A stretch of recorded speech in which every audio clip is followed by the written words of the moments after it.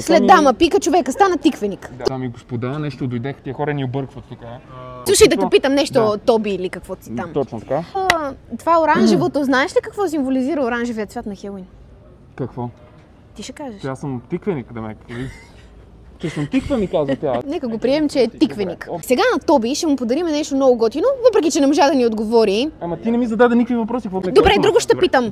Говорил ли си с кървавата Мери? Да, като бях малък. И какво ти каза тя?